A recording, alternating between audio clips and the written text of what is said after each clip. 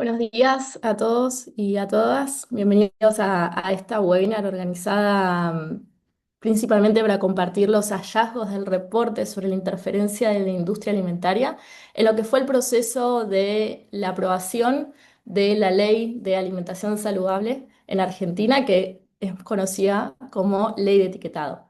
Mi nombre es Evelyn Hitz y estaré moderando este espacio. Queríamos comentarle que la webinar será en español, pero hay traducción simultánea, así que debajo en el panel pueden elegir para que puedan escuchar en su idioma y poder disfrutar de esta webinar. Les agradezco principalmente por asistir a este espacio y por supuesto a las organizaciones que han desarrollado este trabajo en conjunto y que nos acompañan hoy, pero principalmente a todos ustedes que nos acompañan de distintos países y regiones. Este reporte que van a presentar hoy las organizaciones documenta cómo distintos sectores de la industria alimentaria intentaron frenar o debilitar esta política pública que es clave y cómo estas cinco organizaciones de la sociedad civil, que son FIC Argentina, Consciente Colectivo, Fundeps, Sanar y Fagran, actuaron de manera conjunta, se organizaron, desarrollaron distintas estrategias de incidencia para contrarrestar esa interferencia y defender de esa manera el derecho a una alimentación saludable, segura y basado principalmente en la evidencia científica.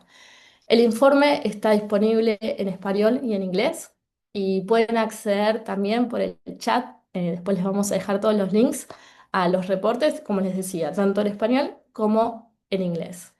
Y ahí, según ven en la pantalla, también está explicado cómo vamos a desarrollar la webinar. Cada organización presentará el capítulo que desarrolló para este reporte y, por supuesto, habrá un espacio de preguntas y respuestas, así que pueden preguntar todo lo que ustedes consideren pertinente.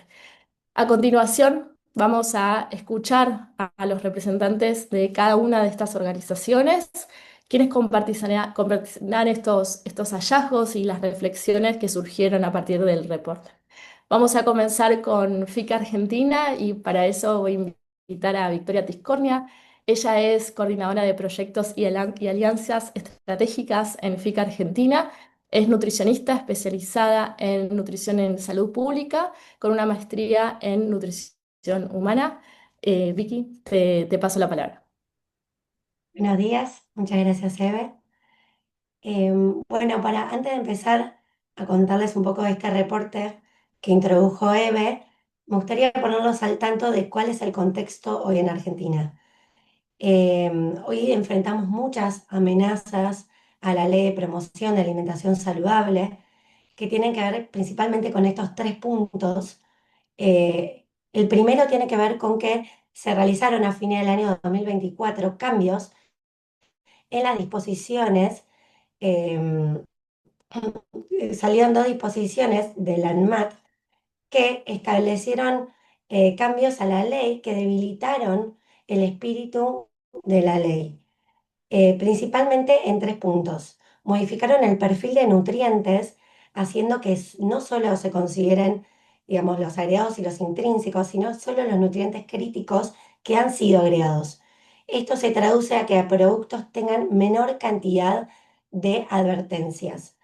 Por otro lado, habilitaron el uso de claims en productos con advertencias y se redujo la protección de niños, niñas y adolescentes al marketing de productos con al menos un sello.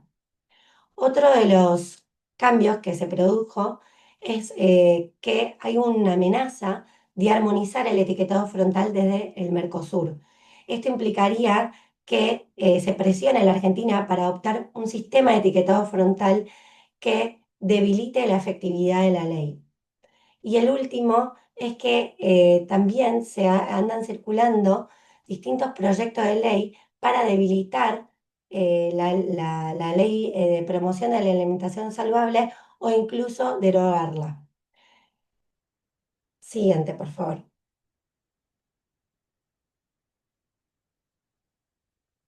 Bueno, lo que producimos desde FIRC Argentina fue recopilar todos los argumentos que fueron esgrimidos por la industria alimentaria y las figuras aliadas para confundir, dilatar y obstaculizar el proceso legislativo de la Ley de Promoción de Alimentación Saludable. Lo que hicimos fue responder desde la sociedad civil a cada uno de estos argumentos, basándonos en evidencia científica libre de conflicto de interés y en los mejores estándares de salud pública, demostrando que todos estos argumentos no tenían ningún sostén científico. Siguiente, por favor. Dentro de los mitos nutricionales, podemos ver que uno de los que más circulaba fue la efectividad del etiquetado frontal. Lo ponían en duda de que no iba a cambiar los problemas de la alimentación en Argentina, diciendo que en Argentina no es un problema el consumo de ultraprocesados. Sin embargo, la evidencia científica demuestra lo contrario. Tenemos encuestas de nutrición y salud que demuestran que más del 35% de las calorías consumidas por niños, niñas y adolescentes proviene del consumo de ultraprocesados y el 29% en el caso de los adultos. Además, tenemos los reportes de la Organización Panamericana de la Salud que muestran un aumento en las ventas de ultraprocesados en el último tiempo. Otro de los argumentos que estuvo circulando por parte de la industria es que, siguiente, por favor, el sistema de octógonos demoniza los productos procesados.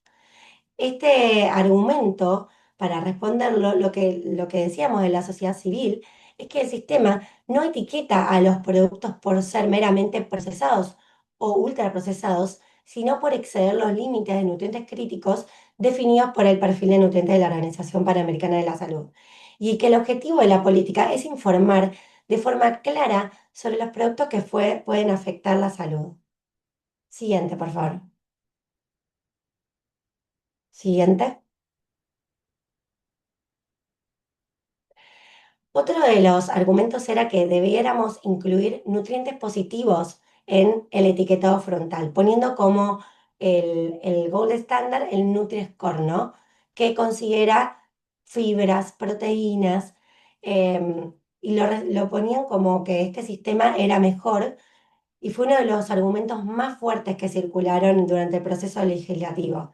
Y la evidencia que utilizamos es que el sistema de advertencias es el más efectivo para el objetivo de salud pública que tenemos en Argentina, que es ayudar a reducir el consumo de productos procesados y ultraprocesados con exceso de nutrientes críticos.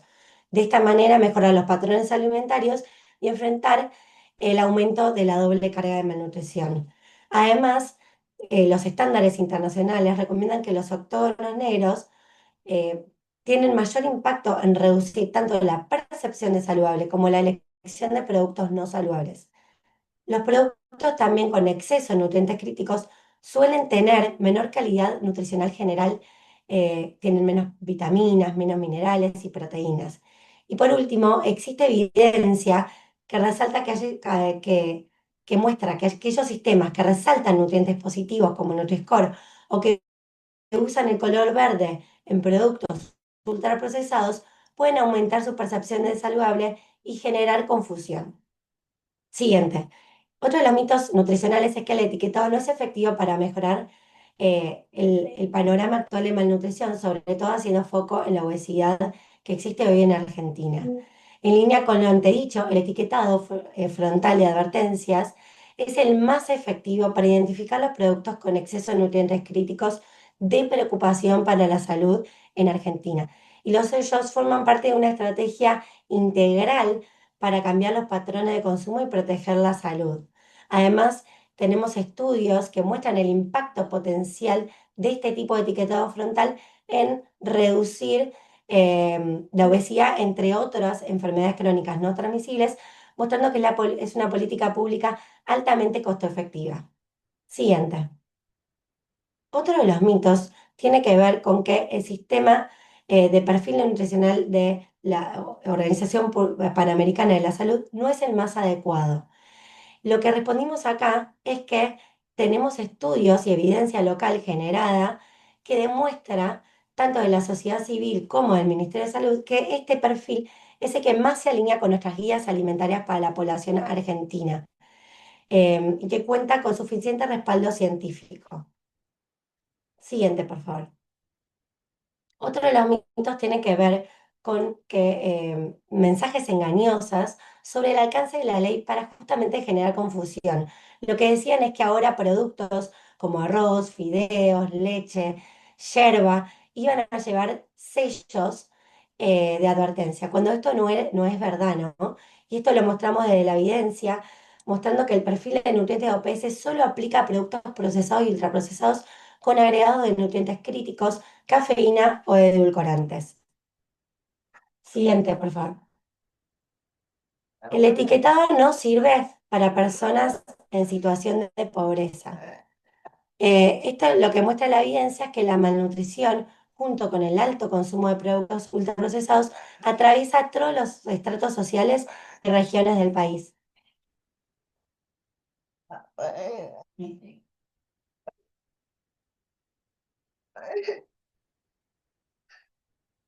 Siguiente, por favor. Después también hubo dando vueltas muchos argumentos económicos que también tuvieron en cuenta como objetivo debilitar la ley. Uno de ellos fue que señalaba que la ley, de ser aprobada, iba a presentar efectos económicos negativos con relación a los costos de fabricación y empaquetado, especialmente para las pequeñas y medianas empresas. Lo que respondimos fue que modificar etiquetas es un costo hundido y las empresas ya realizan cambios frecuentes en los envases. Y que además la industria alimentaria en Argentina está altamente concentrada en grandes empresas con capacidad de adaptación. Otro de los argumentos señalaba que el etiquetado frontal de advertencias provocaría pérdida de empleos y baja de salarios en el sector de alimentos. La respuesta en este caso se basó en la evidencia de otros países, como el caso de Chile, donde se evidenció que la implementación del etiquetado no generó pérdida de empleos ni reducción de salarios en el sector. Incluso si la medida generara pérdidas de empleo, el cambio podría ser compensado por otros sectores. Siguiente, por favor. Siguiente. Se argumentó que el etiquetado reduciría las ventas de las empresas de los alimentos. Para esto usamos evidencia generada en Chile que lo que muestra es que la política no busca reducir ventas, sino redirigir el consumo hacia productos más saludables sin etiquetas. Y esta evidencia justamente de Chile muestra que los consumidores redireccionan el gasto en otros productos de la misma categoría. Las empresas ofrecen alternativas sin sellos que compensan posibles caídas de ventas en ciertas categorías con sellos. Fue así que fuimos respondiendo cada uno de estos argumentos que fuimos mencionando, que seleccionamos solo algunos de los que fueron circulando en el proceso legislativo y hemos demostrado que la ley está basada justamente en los mejores estándares, la mejor evidencia científica disponible y dejando al descubierto que se tratan de argumentos sin sustento alguno. Siguiente, por favor. Muchas gracias. Muchas gracias, Vicky. Ahora vamos a pasar a Consciente Colectivo. Voy a presentar a Ariana Krochik. Ella es cofundadora y presidenta de la organización Consciente Colectivo, licenciada en gestión, especializada en gestión de organizaciones sociales, con una maestría en políticas, derecho y gestión ambiental. Ari, todo tuyo. Muchas gracias, Eve. Bueno, hola a todos y a todas, y gracias por sumarse. Me toca hablar un poco de lo que fue el proceso de aprobación de la ley de etiquetado acá en Argentina. Y primero quiero, siguiente, por favor. Bien, declarar libre de conflicto de interés, que es algo que solemos hacer también a raíz de lo que fue esta aprobación y lo que voy a contar un poco ahora. Pero bueno, me declaro libre de conflicto de interés con la industria alimentaria principalmente, que es la que hoy nos trae a esta presentación. Siguiente. Yo soy parte de Consciente Colectivo. Consciente Colectivo es una organización de jóvenes que hacemos principalmente promoción de políticas públicas, sociales y ambientales y también educación ambiental, entre otras cosas. Y un poco Consciente Colectivo, que nace en 2020 sin personería jurídica en ese momento, como una organización de jóvenes que queríamos transformar la realidad, y entendimos que para transformar la realidad era fundamental involucrarnos en la política. Pero sin embargo, ninguno de nosotros sabía hacer política y sobre todo sabía hacer incidencia política, ¿no? Entonces fue una pregunta que tuvimos todo este tiempo y creo que, yo siempre digo que el proceso de lo que fue la aprobación de la ley de etiquetado en Argentina fue como una especie de carrera que cursamos entre todos en el andar. Entonces íbamos viendo qué estrategias usaba la industria, qué estaba pasando a nivel político y cómo podíamos reaccionar nosotros ante esto, que después cuando vamos a otros cursos y otras capacitaciones, de repente nos dan teoría de esto que nosotros la aprendimos sobre la marcha y eso nos parece como interesante también para contar. No hay un manual ni una forma de hacer incidencia política, sino que también hay que pensar las estrategias dependiendo del contexto. Siguiente. Bien, cuando hablamos de leyes como la de promoción de alimentación saludable, son leyes que tocan intereses, ¿no? Y eso es importante hablar, que creo que ya todos y todas quienes estamos acá lo sabemos, pero tocan intereses y sobre todo intereses económicos de industrias que pesan mucho. Y entonces lo que vamos a contar un poco en estas próximas diapositivas es distintas estrategias y acciones que llevamos a cabo desde la sociedad civil para contrarrestar el lobby que realizaban estas industrias o estos poderes económicos concentrados para cambiar bueno, en un principio para que no se apruebe o que no tengamos ley de etiquetado y luego para poder modificarla, modificar ciertas cosas para poder aprobar una ley peor, digamos. Siguiente.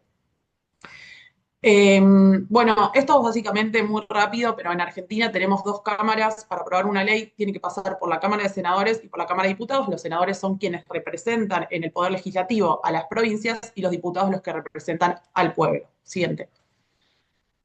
Una ley ingresa, o sea, se presenta, luego se trata en comisiones, en cada una de las cámaras, tanto en senadores como diputados, se trata en comisiones y después se trata en lo que sería el Parlamento, digamos, en la Cámara Grande de Diputados o de Senadores para que sea aprobada. Una vez que pasa por una cámara y se aprueban pasa estas tres instancias, pasa a la otra cámara y tiene que pasar por las mismas instancias para que después sea ley. Siguiente. Bien, acá en Argentina empezó en la Cámara de Senadores, donde se realizó un proyecto conjunto de más o menos 15 proyectos que había presentados por distintos senadores de distintos partidos.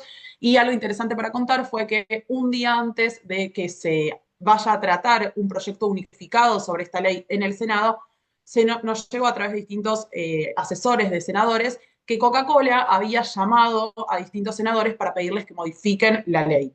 Entonces, esto fue más o menos de 24 horas antes de que se apruebe. ¿Qué hicimos desde la sociedad civil? Por un lado, sacamos un mensaje muy contundente que tenía que ver con nos toman por idiotas. Era como una forma de hablar, digamos, con palabras como de la jerga y de cosas que todos y todas entendíamos. Entonces, a raíz de ese comentario y de contar lo que estaba pasando con Coca-Cola, que estaba interfiriendo directamente en los senadores a menos de 24 horas de la aprobación de un proyecto, pedimos a todas las personas de la sociedad civil con ese mensaje que manden mails direccionados directamente a los senadores y senadoras que estaban recibiendo esos llamados que nos habíamos enterado para pedirles, como decía acá, por favor, queremos una ley de promoción saludable, no se tiene que modificar y demás. Y algo también muy, muy interesante que pasó fue que que logramos que distintos senadores manifiesten públicamente, como acá hay una nota de Fernández Agasti, que es una de las senadoras que estaba trabajando en el proyecto, y dijo abiertamente en la sesión del Senado que Coca-Cola los había llamado y que no iban a aceptar estas sugerencias que les había hecho.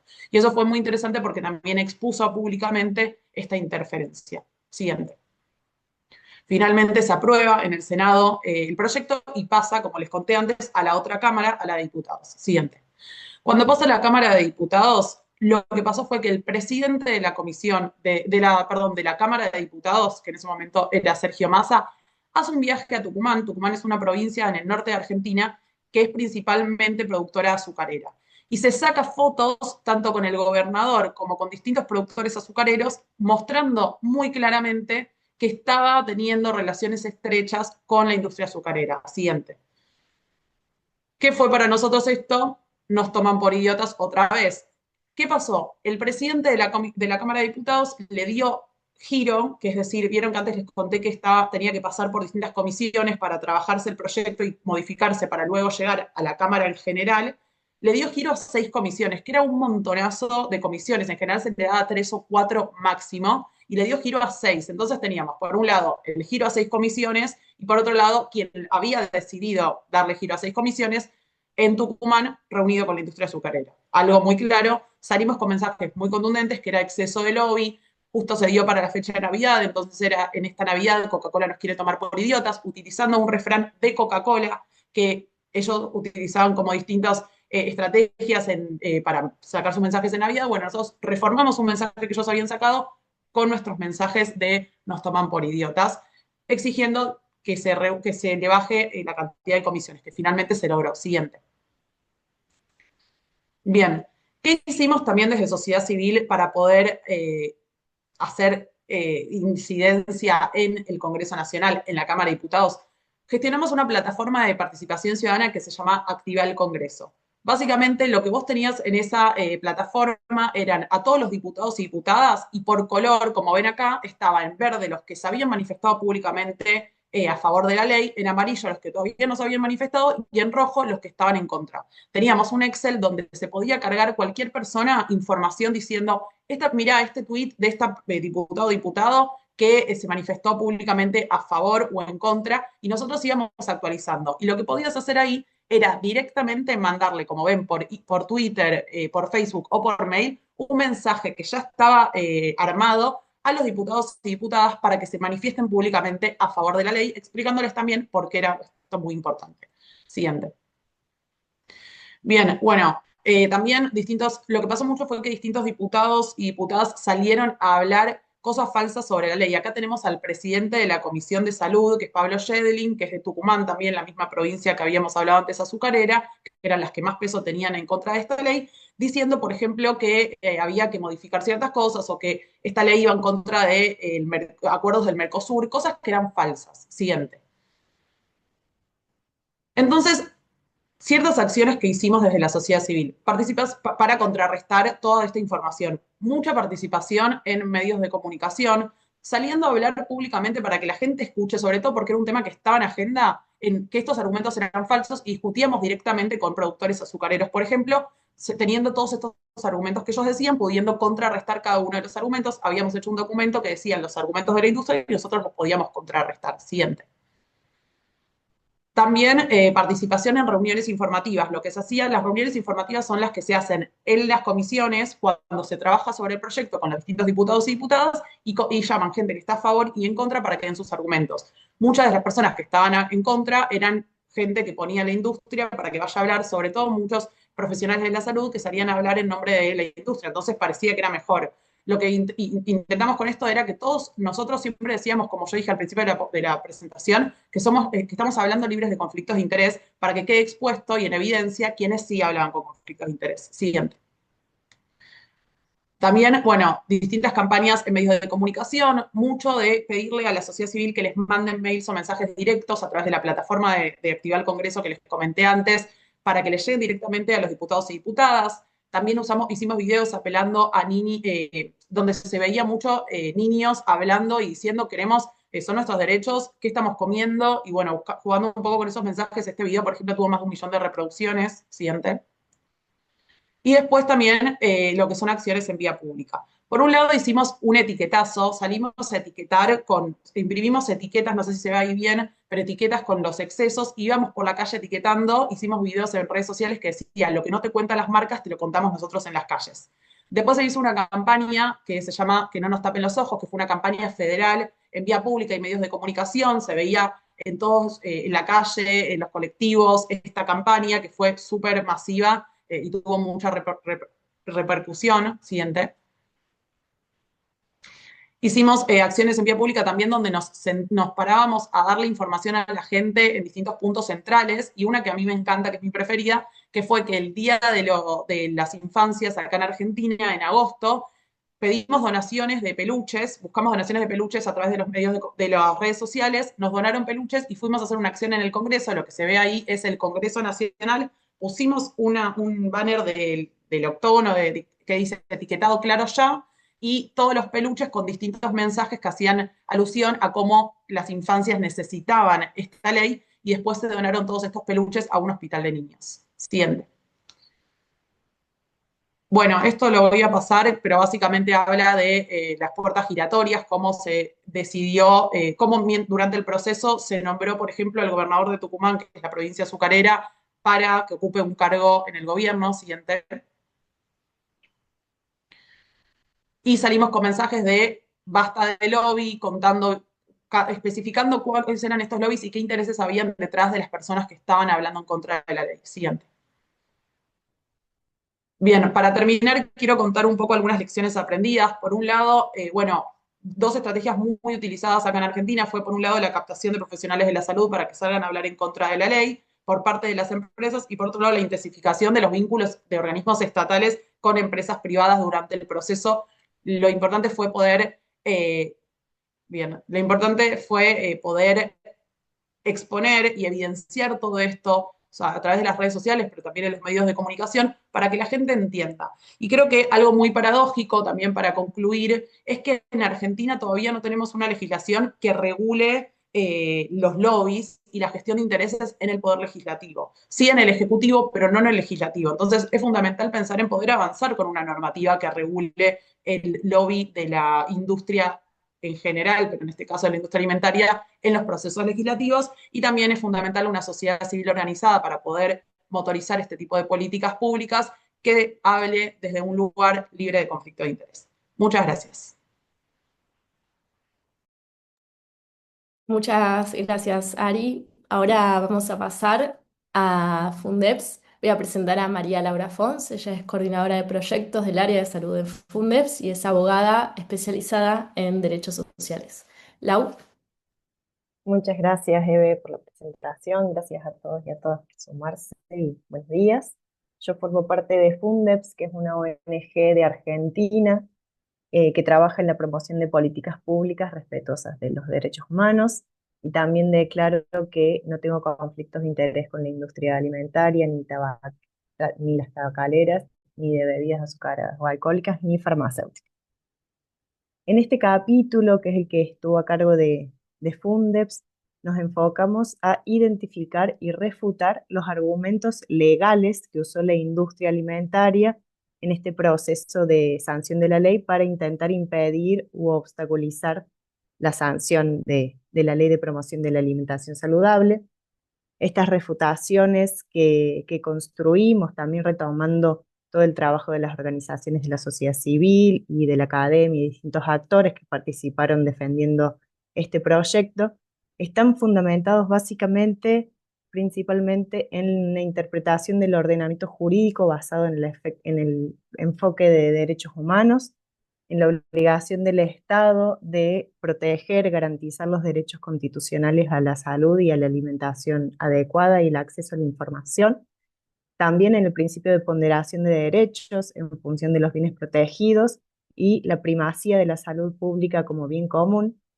Y otra cuestión importante a destacar es que estos argumentos y refutaciones legales se basan en la evidencia epidemiológica, que fue muy importante, y en la producción científica sin conflictos de interés, que nos permitía demostrar en cada una de las instancias que las medidas que proponía la regulación eran realmente las mejores y más efectivas para combatir la problemática a la que nos enfrentamos. A continuación, voy a pasar brevemente por las ideas centrales de estos argumentos y contraargumentos que desarrollamos, y después podrán ampliar accediendo al informe. Siguiente, por favor. En primer lugar, la industria sostenía que este proyecto iba en contra de los compromisos internacionales de Argentina y también de la regulación local. En términos de las violaciones internacionales que alegaban, sostenían que la ley y el etiquetado frontal de alimentos iba en contra de, el Mercosur, que es un bloque económico regional, también que el etiquetado frontal de advertencia no se adecuaba al estándar fijado por el Codex Alimentarius, y que la adopción unilateral de un etiquetado nutricional implicaría violaciones al Acuerdo de Obstáculos Técnicos al Comercio de la Organización Mundial de la Salud, del Comercio, disculpe. Las refutaciones que construimos se basan principalmente en las propias limitaciones y condiciones que estos instrumentos revisten. En principio, en el Mercosur existen acuerdos previos en donde los referentes han expresado que los estados tienen soberanía para dictar normas y proteger la salud de su población. A esto se suma que en ese momento, y esperamos que así sea, el Mercosur no tenía una norma y no tiene una norma armonizada sobre etiquetado frontal de alimentos a la que deberíamos atenernos. Respecto del argumento de que el etiquetado frontal se aparta de los parámetros del códex, apuntamos a que estos parámetros son de observación voluntaria, orientativa y no obligatoria. Y por último, sobre la alegación de que estaríamos violando el acuerdo de obstáculos técnicos al comercio, también en este propio instrumento se ha declarado que los estados tienen la potestad de proteger intereses legítimos como la salud pública y además que el propio etiquetado frontal satisface los requisitos que sostiene el acuerdo para la implementación de este tipo de políticas que tienen que ver con el principio de no discriminación, la necesidad del objetivo a proteger y la transparencia ante el comité de la Organización Técnica de Comercio. De esta forma se logró demostrar que si es adecuadamente interpretado, el marco jurídico internacional no debe ser un obstáculo para la adopción de medidas tendientes a la protección de la salud pública. Además, siguiente por favor, en el marco internacional nos encargamos de hacer foco en que Argentina tiene la obligación, ha asumido la obligación de respetar, proteger y garantizar el derecho a una alimentación adecuada y a la salud de toda la población, en tanto es parte, entre otros, del Pacto Internacional de Derechos Sociales, Económicos y Culturales, de la Convención Americana sobre los Derechos Humanos y el Protocolo de San Salvador, que son instrumentos que han sido reconocidos y han sido dotados de jerarquía constitucional en nuestro país. Y lo interesante en este punto es que para que estos derechos fundamentales efectivamente se cumplan, Argentina tiene la obligación de regular, de dictar normativas que garantizan y regulen, reglamenten el cumplimiento efectivo de estos derechos. Y acá es que se inscribe la Ley de Promoción de la Alimentación Saludable. Siguiente, por favor. Respecto de las violaciones y la desarmonización que alegaban sobre el ordenamiento local, por un lado, atacaban a que la normativa violaba el derecho a recibir información adecuada y veraz y la libertad de elección. Esto se vincula un poco con lo que comentaba Victoria antes de que la industria sostenía que el etiquetado no brindaba una información completa sobre la composición del producto y que no educaba al consumidor, sino que lo atemorizaba y generaba confusión y por tanto no servía para realmente impulsar elecciones alimentarias más informadas. Y acá la forma en que contrarrestamos tuvo que ver con preguntarnos qué significa el derecho a la información y la libertad de elección en el marco de las relaciones de consumo. Y en este sentido, el derecho a la información en nuestro marco regulatorio indica que ésta debe impulsar efectivamente decisiones informadas, efectivas y que no se circunscribe solamente a brindar una información completa y que para que efectivamente se pueda dar la libertad de elección es importante que el Estado intervenga con acciones positivas para equilibrar la asimetría de poder entre los consumidores y las industrias alimentarias. Por otro lado, y no me voy a detener tanto en detalle, la industria decía que el proyecto iba en contra de las donaciones porque prohibía las donaciones de productos con sello, y a esto respondimos que contrariamente la ley lo que busca era promover que las donaciones y las políticas sociales puedan respetar criterios nutricionales y que puedan proteger a estas poblaciones en especial situación de vulnerabilidad. Luego también atacaron a las contradicciones que supuestamente el proyecto tenía con la regulación para adolescentes y el principio de autonomía progresiva, diciendo que el Código Civil les da a los adolescentes derechos a tomar otras decisiones importantes y que por eso era desproporcionadas las restricciones a la publicidad. Y en este sentido respondimos que la autonomía progresiva tiene el objeto de proteger el desarrollo de los niños, niñas y adolescentes y que nunca puede ser utilizado para debilitar su protección y que se trata de sujetos especialmente vulnerables a las estrategias persuasivas del marketing. En esto fue muy importante contar con la evidencia científica producida en la región. Siguiente, por favor. Últimos dos argumentos de la industria que destacamos en el informe tienen que ver con la violación de las libertades comerciales y los derechos de identidad que tienen que ver con las marcas. En este sentido, la reputación estuvo anclada en defender que esos derechos no son derechos absolutos y que deben atenerse a las regulaciones que delimiten su ejercicio y que estos derechos deben ser ponderados con otros derechos como los que protege esta ley. Además, que la ley no prohíbe la industria ni la publicidad, sino que establece reglas y restricciones para garantizar que la información sea transparente, evitar influencias indebidas y lograr un mayor equilibrio entre los intereses y derechos en juego.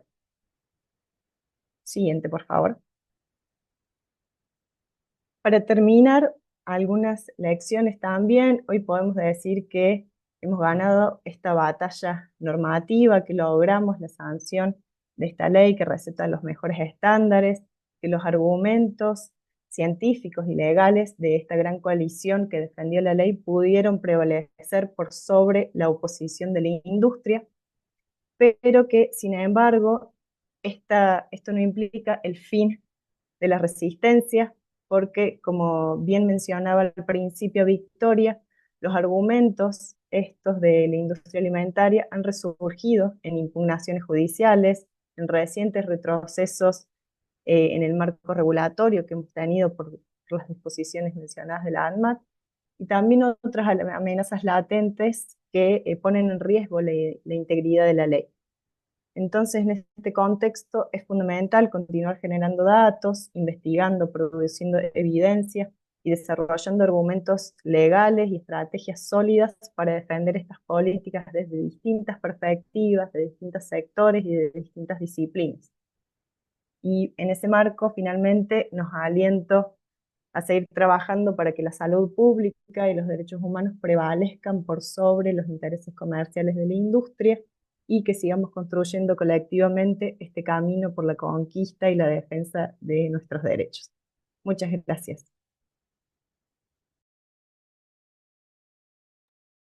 Muchas gracias, Lau. Ahora vamos a pasar a Fundación Sanar. Le paso la palabra a Florencia Guma. Ella es directora estratégica de la Fundación Sanar, nutricionista, maestranda en gestión y políticas en seguridad alimentaria.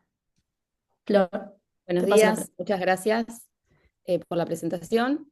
Antes de comenzar, me declaro libre de conflictos de interés con la industria farmacéutica, alimentaria y afines. Y el capítulo que realizamos desde Fundación Sanar se llama Dime quién te paga y te diré cómo piensas, actividad política corporativa contra el etiquetado frontal de advertencias a través de organizaciones científicas y profesionales. Fundación Sanar es una ONG que centra sus esfuerzos y trabajo en promover políticas públicas libres de conflictos de interés que garanticen la salud humana y planetaria con el propósito de construir entornos más equitativos y sostenibles. Siguiente. Como en el resto del mundo, Argentina no quedó atrás con el alto consumo de productos ultraprocesados y la prevalencia de enfermedades no transmisibles. Por eso, desde hace ya casi 4 años, contamos con la Ley de Promoción de la Alimentación Saludable, pero tampoco nos quedamos atrás con la interferencia de la industria de ultraprocesados en el desarrollo e implementación de esta ley. Desde las organizaciones civiles acompañamos en las distintas instancias de lo que fue el proyecto de ley y logramos desde Fundación Sanar detectar también diferentes estrategias de interferencia, las cuales fueron contraargumentadas, pero para poder ordenarlas y poder registrarlas, sistematizamos la actividad política corporativa durante el proceso de discusión y aprobación del proyecto de ley.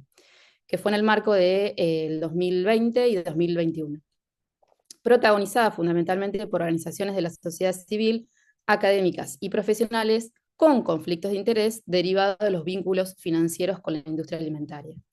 Entonces, para poder abordar estos intentos de interferencia, en nuestro reporte lo que hicimos fue considerar adoptar un marco conceptual de APC, desarrollada por la investigadora Melissa Mialón, y la APC se divide en acciones denominadas como estrategias instrumentales o estrategias discursivas, que incluyen las estrategias y enfoques utilizados por la industria para promover productos y opciones que sean rentables, obviamente, para las empresas, pero en detrimento o perjudiciales para la salud. Entonces, si bien encontramos múltiples estrategias, nosotros nos abocamos a analizar las discursivas y a su vez utilizamos la taxonomía que propone el Fondo Mundial de Investigación de Cáncer a través de clasificar los efectos de la interferencia de la industria con el acrónimo de las 4D: desviar, demorar, dividir, desestimar, que es su traducción en español. Siguiente.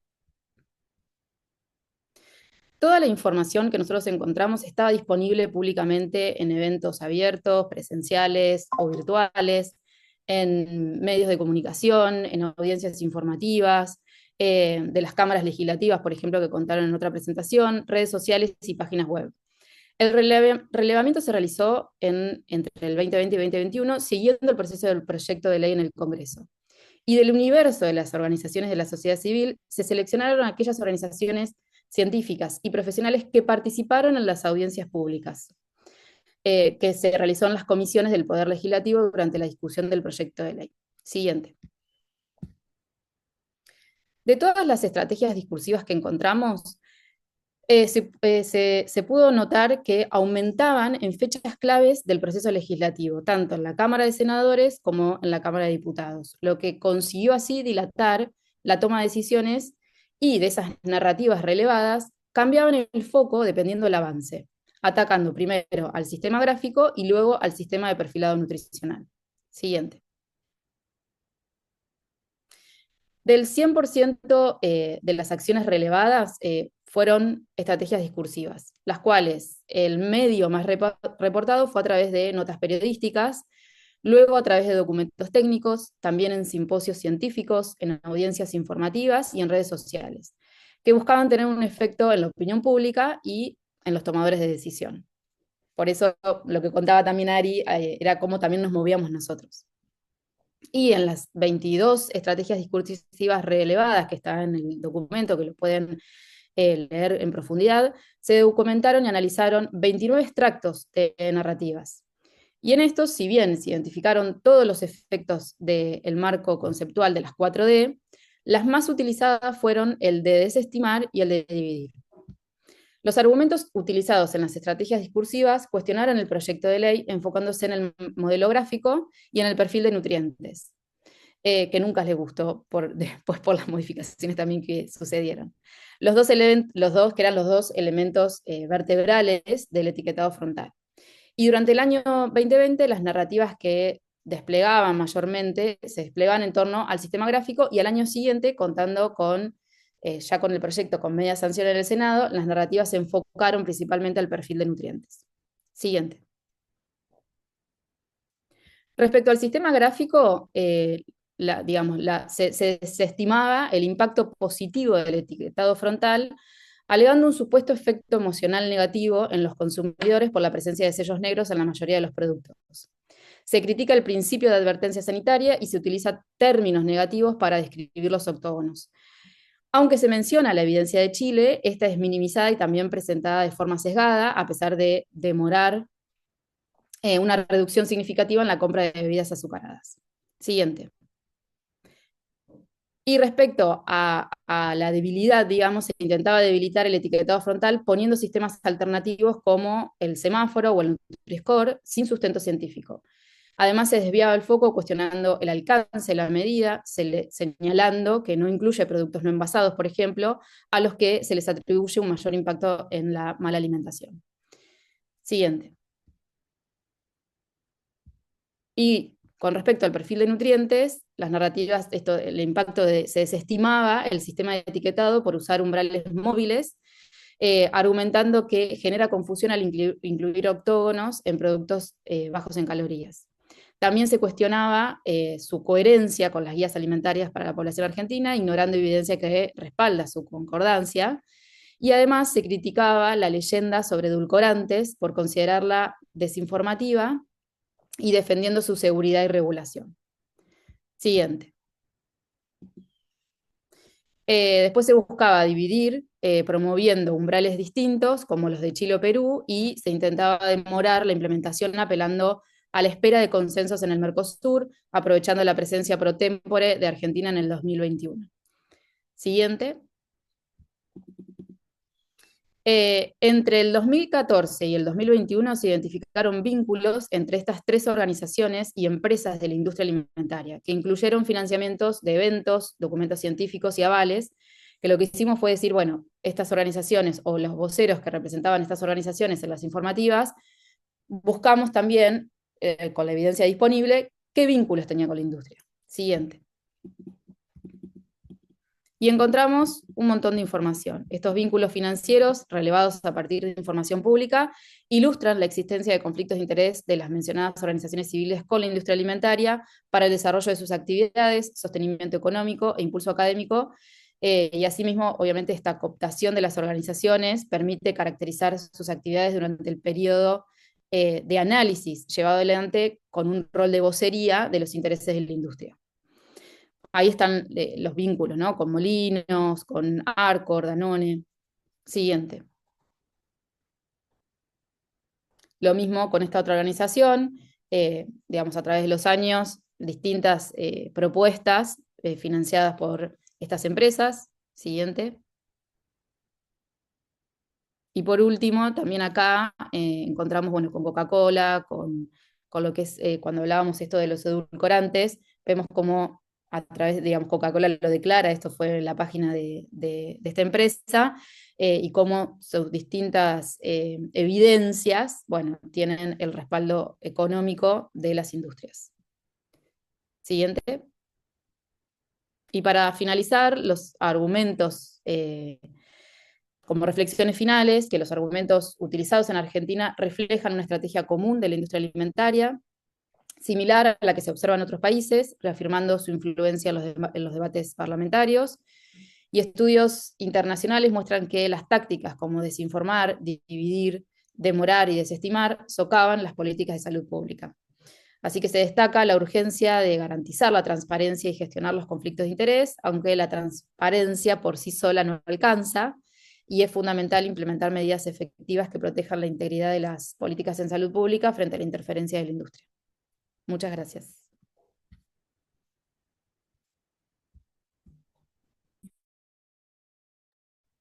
Muchas gracias, Flor. Y por último le voy a pasar la palabra a Ana Cáceres. Ella es presidenta de FARAN. Anita, te paso la palabra para que puedas compartir la experiencia de ustedes. Gracias, Eve, y gracias por la invitación a participar en este espacio. Siguiente. Eh, Nosotros desde FAGRAN nos tocó abordar el capítulo sobre los conflictos de intereses en las organizaciones profesionales y voy a contarles un poco el camino que transitó nuestra entidad para declararse libre de conflictos de interés. Siguiente, por favor. A ver si... Ahí. La próxima. Contarles que FAGRAN, siguiente, FAGRAN es una entidad de segundo grado que nuclea colegios y asociaciones de nutricionistas de la República Argentina. Está conformada por organizaciones, no por personas individuales, y tiene una estructura federal como nuestro país. En Argentina existen 24 jurisdicciones. En cada una de ellas funciona un colegio o una asociación de nutricionistas que es miembro de FAGRAN. De estas 24 organizaciones, 15 son colegios y 9 son asociaciones. ¿Por qué les explico y les cuento esto? Porque para ejercer la profesión de nutricionista en la República Argentina es necesario contar con una matrícula habilitante. esta matrícula es otorgada por los colegios profesionales o por los ministerios de salud de las provincias. Por lo tanto, las nutricionistas que están colegiadas están representadas obligatoriamente en Fagran a través de su colegio. No es una decisión voluntaria, sino que es una decisión obligatoria. Siguiente, por favor. Bueno, en esta filmina me declaro yo, además de Fagran, como una organización libre de conflictos de interés. Siguiente, por favor. En muchas de estas jurisdicciones donde existen colegios, además existe una muy fuerte presencia de la industria de alimentos. Me refiero, por ejemplo, a la provincia de Buenos Aires, Córdoba, Santa Fe, que son provincias potentes con una industria alimentaria muy fuerte. Esta industria no solo incide en los espacios colegiados, en los colegios y asociaciones, sino que también representa un ámbito laboral para muchas nutricionistas. Por eso, para que Fagran pueda declararse como una organización libre de conflictos de interés, implicó un ejercicio de equilibrio entre reconocer y respetar los distintos espacios de ejercicio profesional que tenemos las nutricionistas, incluida la industria, sin perder de vista la posición crítica frente a la interferencia de la industria en las decisiones institucionales y resguardando la ética, sobre todo en el ejercicio de la profesión. Nosotras iniciamos nuestro camino como organización libre de conflictos de interés en el año 2016 y después de mucha abogacía con nuestras propias entidades, en el 2017 logramos consensuar una declaración federal de organización libre de conflictos de interés que además en el 2021 fue ratificada por asamblea. Por lo tanto, nos conformamos formalmente como una entidad libre de conflictos de interés. Además de conformarnos como una entidad libre de conflictos de interés, tuvimos que elaborar reglamentos de funcionamiento interno para prevenir futuros conflictos de interés. Y además, para la organización de nuestros congresos, que es la actividad científica más importante que realizamos como colectivo de nutricionistas. Dentro de varias cosas, estos documentos se enfocan a cómo se conforma la Secretaría Ejecutiva de la Federación, ya que esta Secretaría o Junta Directiva, para hacerlo más sencillo, es un espacio donde se toman decisiones políticas e institucionales y que las personas que integran estos espacios, al ser nutricionistas, pueden tener o haber tenido vínculos con sectores que pueden representar un conflicto de interés. Entonces, siguiente, por favor. Desde entonces, nuestro trabajo está orientado no solo a sostener esta declaración, sino también a crear herramientas concretas que fortalezcan nuestra institucionalidad, asegurando, por supuesto, que la transparencia y la independencia en nuestras decisiones. También entendemos que la industria representa una fuente de trabajo para muchas nutricionistas. En el marco de una profesión compleja, en un país atravesado por una situación económica difícil, y si no analizamos esta realidad con una mirada crítica, es posible que no reconozcamos allí el problema que existe y que nos atraviesa. Siguiente, por favor. Esto es lo que ocurre con la industria de alimentos ultraprocesados, cuya presencia describimos en el documento y cuya relación con nuestra profesión presenta tensiones éticas y políticas permanentemente.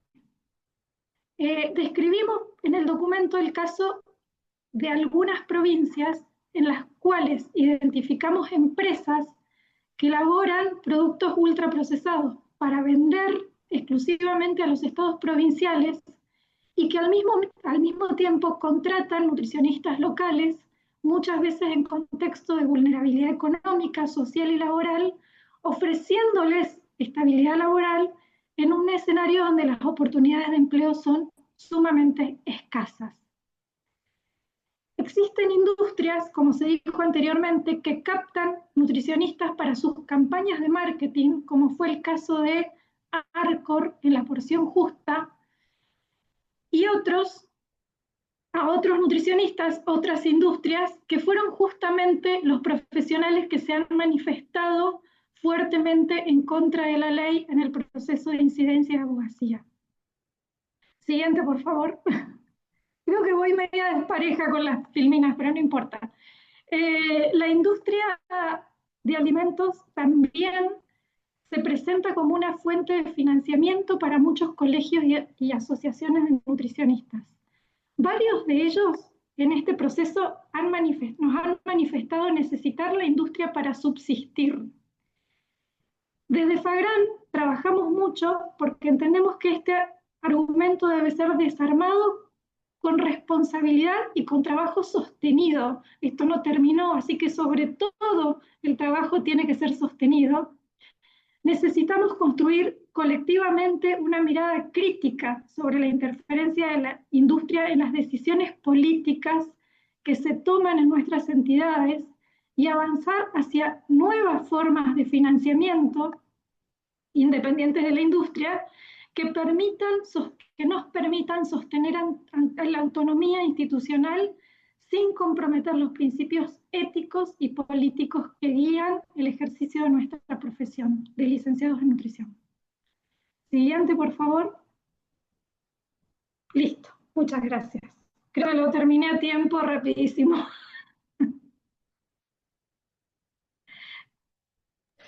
Muchas gracias, Anita. Ahora vamos a pasar, quedando 15 minutos de este webinar, al espacio de preguntas y de comentarios. Veo en el chat, en el espacio de preguntas, una pregunta para Ariana. Ari, que dice, ¿crees que la sociedad argentina puede militar los nuevos aspectos de la ley y sus modificaciones? ¿O crees que ante tanto desgaste que tenemos, hoy supondría repensar cómo hacemos incidencia? De nuevo, esto es para Ari, pero también si otra organización quiere responder, están invitadas.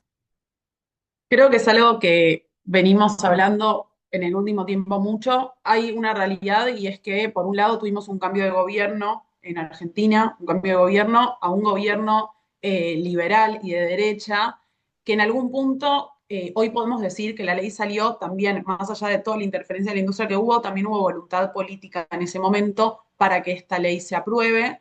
Y el gobierno actual es un gobierno que en algún punto no está interesado más que en las cuestiones del ajuste de la matriz económica, y eso deja fuera mucha capacidad, ¿no? De poder hablar de derechos en general.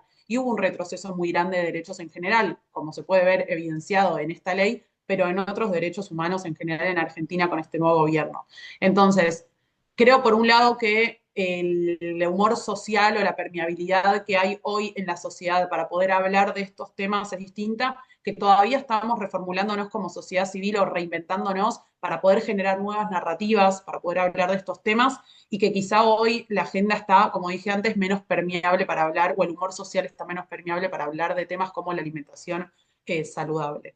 No quiero ser poco optimista, creo que nos estamos reinventando, como dije antes, estamos constantemente trabajando, pero bueno, cada una de las organizaciones de la sociedad civil en general está tratando de defender su tema, ¿no? Entonces antes quizá teníamos organizaciones que hablan de género o de derechos humanos en otros aspectos que estaban involucrados también en lo que era la ley de promoción de alimentación saludable, que hoy si les pedimos que se suban a un tuitazo, que se suban a una campaña o a mandar mails, probablemente no puedan porque están más preocupados con otras agendas que también se están viendo modificadas.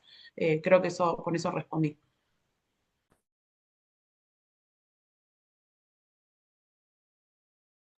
Gracias, Ari.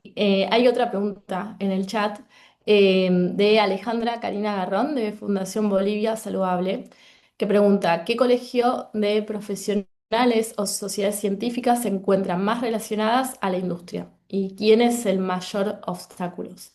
Así que, bueno, eso lo abro ¿Voy yo? también. Dale, Anita. Los colegios y asociaciones nucleados en Fagran, por suerte, están teniendo una posición mayoritariamente libre de conflictos de interés.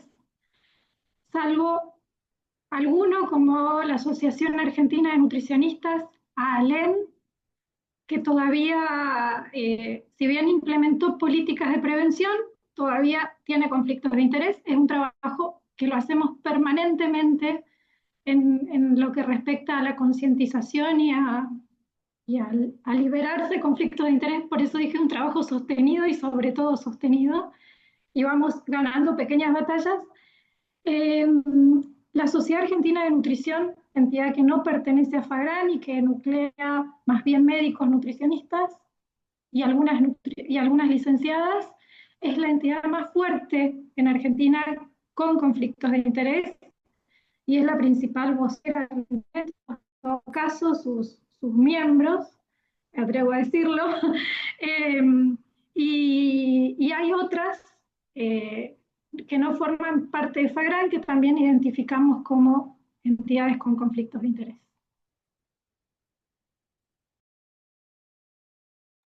No sé si alguna organización más quiere responder desde su punto de vista.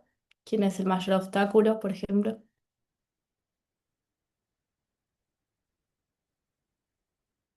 No. Lau. Sumar que fue muy importante en términos de la construcción de la estrategia, retomando la pregunta, la alianza entre las distintas organizaciones con distintos enfoques, con distinta expertise. En las organizaciones que estamos acá tenemos distintos perfiles, tenemos organizaciones más abocadas a la nutrición, quienes se encargan más de la parte de comunicación, organizaciones que estábamos más en lo legal. Entonces, esa interdisciplinariedad nos permitió abordar la interferencia de la industria desde distintos frentes y potenciar el trabajo de cada una de las organizaciones.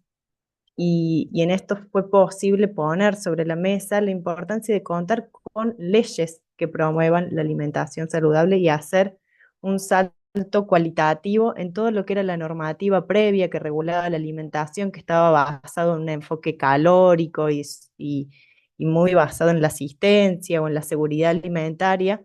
Entonces, para lograr instalar esa necesidad también en la comunidad de que necesitamos normativas superadoras, que el problema de las enfermedades crónicas no transmisibles necesitaba políticas más integrales, fue fundamental esta alianza y abordar el tema desde distintos frentes. Eso también nos permitió ser más fuertes ante la constante interferencia de la industria y el lobby a nivel de gobierno y a nivel de creación de grupos de fachada, de la cooptación de sectores médicos para que hablen en contra de la ley. Eso fue clave y creo que es el camino que también alentamos a seguir, y también la importancia de respaldarse en los avances de los países que ya vienen avanzando. La ley de Argentina logró los mejores estándares en la región, pero eso fue posible porque teníamos todas las leyes previas que nos enseñaron el camino hacia dónde teníamos que seguir. Entonces fue una conquista de Argentina, pero que también se monta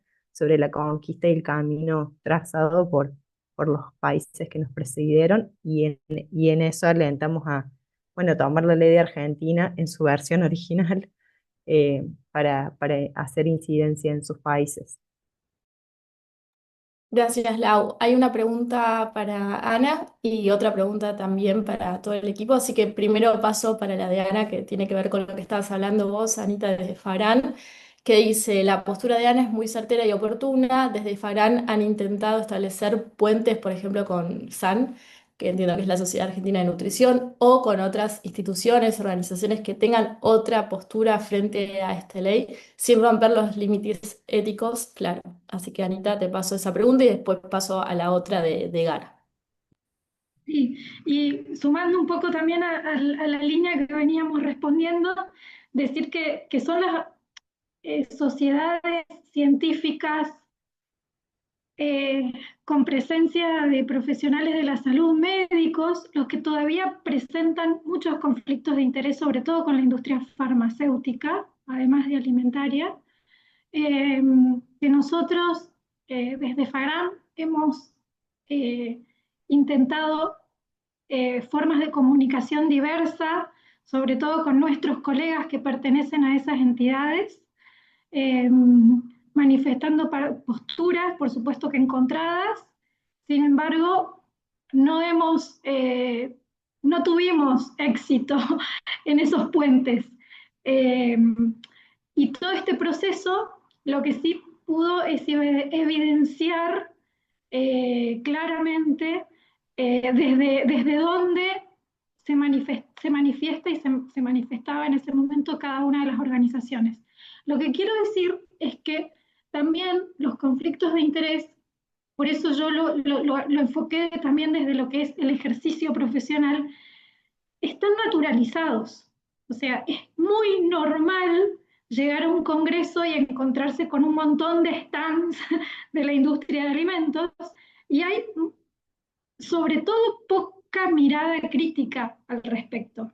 Es como que uno entra a Disney cuando entra a un congreso y se lleva un montón de regalitos y lo que pudimos hacer desde Fagran es replantearnos esa mirada y crear conciencia sobre que esa mirada, esos stands en los congresos, esa beca para asistir a un evento científico, ese viaje que te paga la industria, representa después limitaciones a la hora de poder manifestarte y expresar lo que uno realmente considera en términos de la promoción de una alimentación saludable.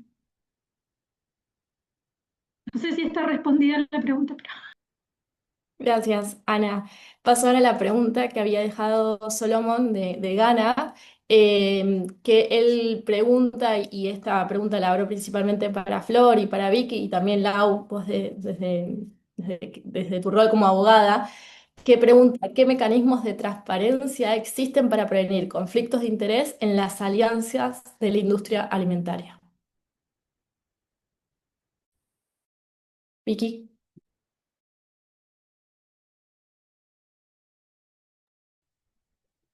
Bueno, acá creo que es muy importante lo que plantea, ¿no? Ser transparente con el conflicto de interés.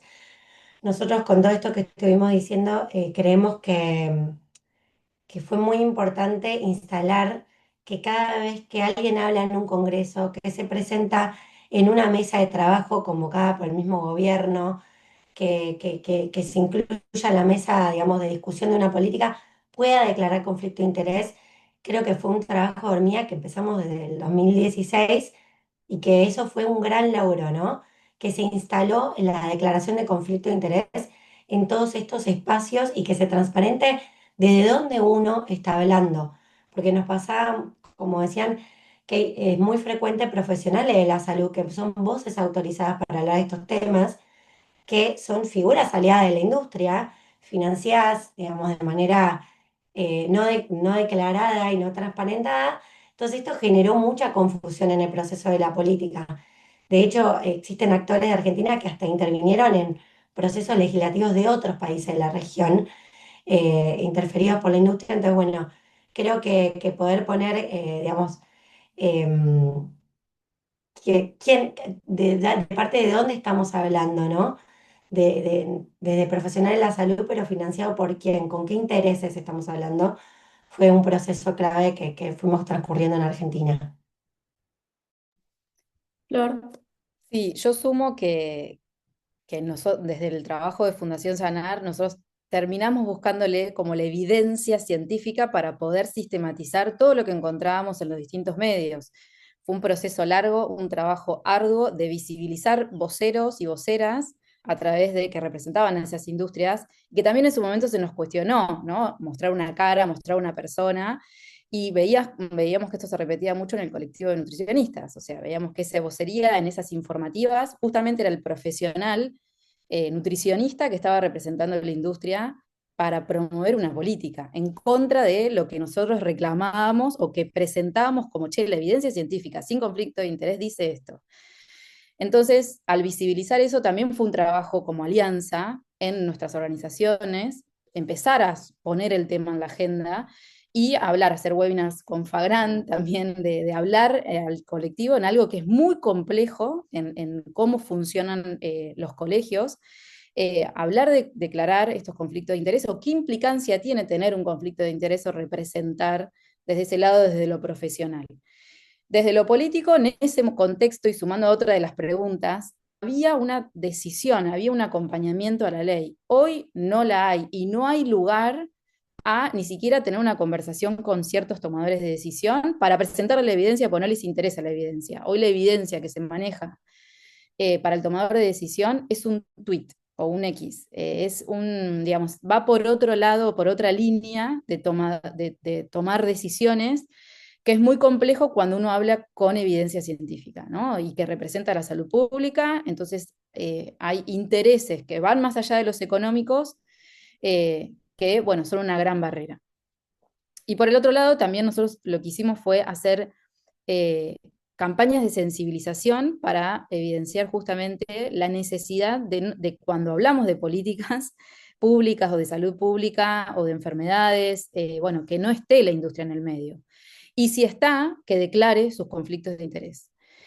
También en los espacios donde nosotros como sociedad civil nos manifestamos, pedimos, solicitamos esa declaración de conflictos de interés. Si, por ejemplo, vamos a estar en una mesa que se va a generar un documento, bueno, es importante, digamos, esto, creo que la ley de promoción de la alimentación saludable también a los ministerios, por ejemplo, cuando convocan a sociedad civil, ya empezó a trabajar y a sumar esa declaración previa a los conflictos de interés, que más allá de que los tengan, después, bueno, es parte de saber, ¿no? Nosotros evidenciamos mucho eso de que declaraban sus conflictos de interés y a nosotros nos sirvió como argumento decir, bueno, participaron de este documento y declararon tenerlos. Bueno, los evidenciamos.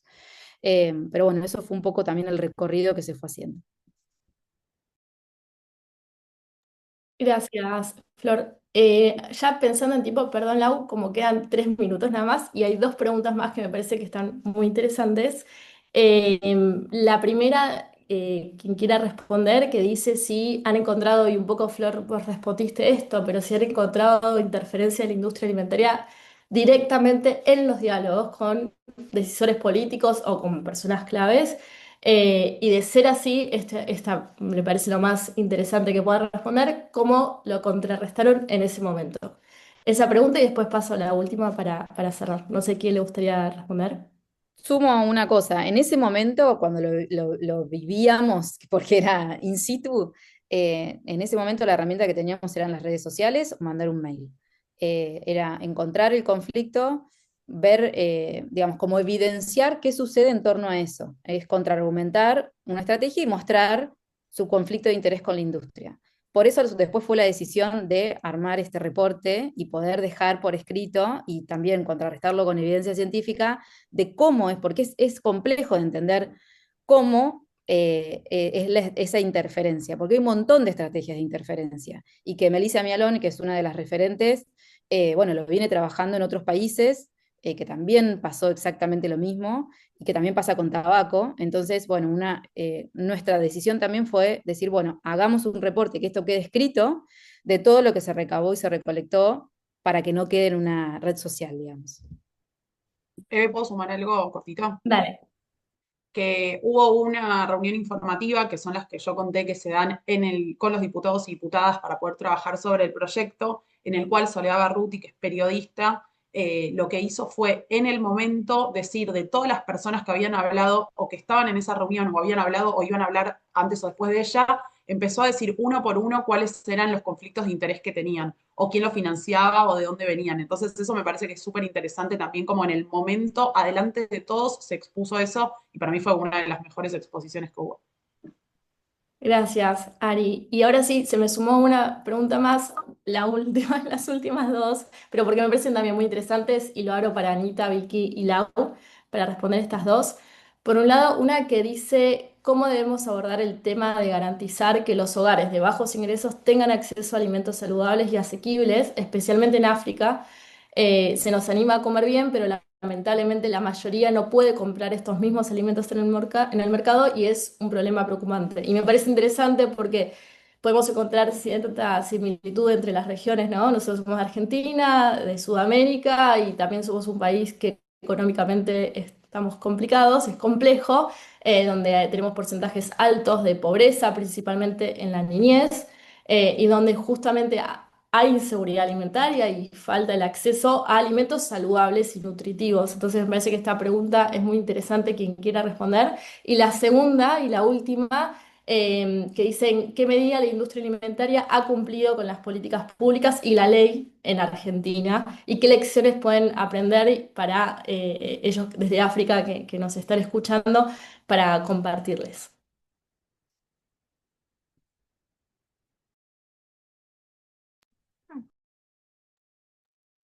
Lau, Ahora con algunas líneas sobre la primera pregunta, paso a Anita. Bueno, es un tema porque el tema del acceso no es el foco principal de nuestra ley, pero del acceso a alimentos saludables, pero sí hay dos aspectos muy importantes desde los cuales se apuntala a hacer esta transformación y apuntar a los sectores más vulnerables, que es garantizar que en las escuelas, que en los comedores escolares, eh, que es donde se brindan alimentos también a muchos niños, niñas y adolescentes, se garantice, está la obligación de vender y ofrecer exclusivamente alimentos saludables. Y eso ya eleva mucho el estándar que veníamos teniendo en Argentina, que en los comedores escolares se ofrezcan este tipo de alimentos. Y también que en las compras públicas de alimentos para programas sociales, programas alimentarios, programas de asistencia alimentaria, también se priorice la compra de estos alimentos. Entonces son las dos patas que tiene nuestra ley para apuntalar a mejorar el acceso a alimentos saludables, y también consideramos que es un primer paso para empezar a eh, pensar de manera más integral toda la política alimentaria que pueda incluir mayores facilidades para el acceso de productos saludables a todas las personas.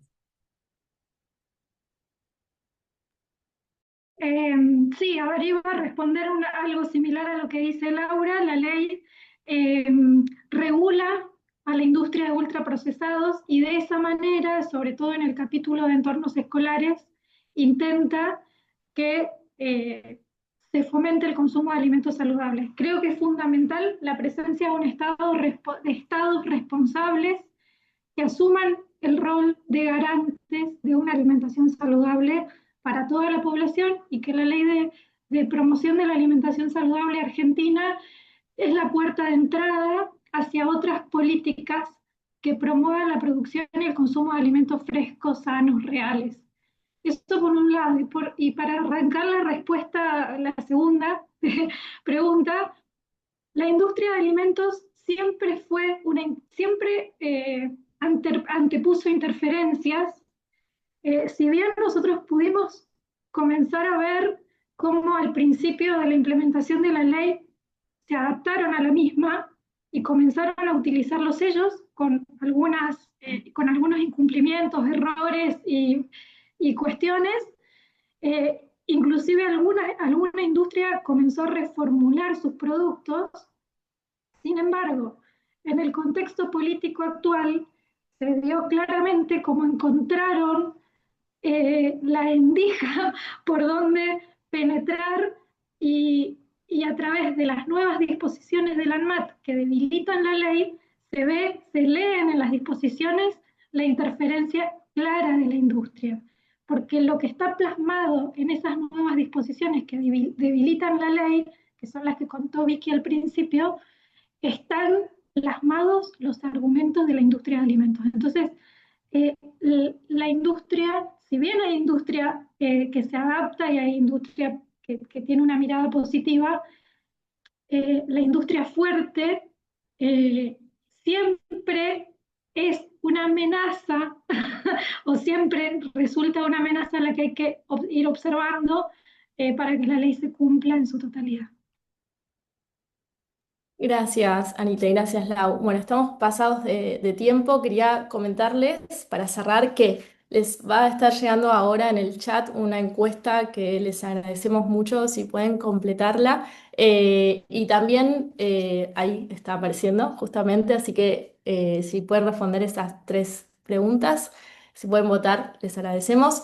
Y para cerrar, bueno, la verdad que fue muy interesante este webinar. Gracias nuevamente a todas por presentar y también por hacer el reporte a las organizaciones, porque creo que como experiencia, que quede eso en un documento, que quede un informe, ¿no? Y retratar todo lo vivido en tantos años de lucha a favor de una ley que defiende justamente el derecho a una alimentación saludable, segura, nutritiva, y que al día de hoy todavía hay que seguir peleando por esta ley. Me pareció muy interesante y también cómo este reporte puede ayudar, y fue muy interesante, hoy estaban presentes de otras regiones y otros países, a otros países que están pasando justamente por el mismo proceso. Desde ya que quedan abiertas las organizaciones también por si quieren enviar preguntas que no han sido respondidas hoy o si tienen más dudas, están a disposición. Tienen también el link en el chat de los reportes tanto en inglés como en español. Así que nuevamente agradecerles a todos y a todas por la presencia y la asistencia hoy en la webinar. Nuevamente gracias a las organizaciones. Y bueno, y será hasta la próxima en un nuevo webinar. Muchas gracias.